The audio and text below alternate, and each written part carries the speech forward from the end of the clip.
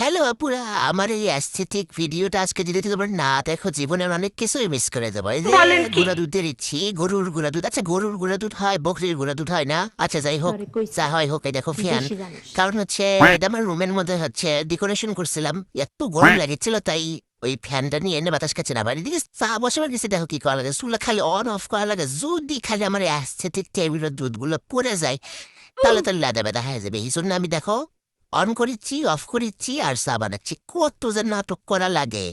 এখন কই এই যে টিপটটা কোথায় কিনছিলাম, এটা হচ্ছে বেস্ট বাই থেকে কিনছিলাম। এটা একটা ভাইরাল টিপট আসলে আমিও কিনছিলাম। যাই হোক, এই ভাইরাল জিনিসে কত কাগজ লাগে তোমরা এনা পরে দেখুন পাবা। চাপাতা দিয়ে দিচ্ছি, ছবিও তোলা লাগে, আবার ভিডিও শুট করা লাগে, আবার চোখ মানে সব দিক দিয়ে খেয়াল রাখা লাগে। আউযু বিল্লাহি মিনাশ শাইতানির রাজিম, বিসমিল্লাহির রহমানির রহিম। গেল গলত। এই টিপটের হচ্ছে একটাই কাহিনী, হচ্ছে এটা গলত হয়ে যায়। দেখো এগুলাই হয়, এগুলাই।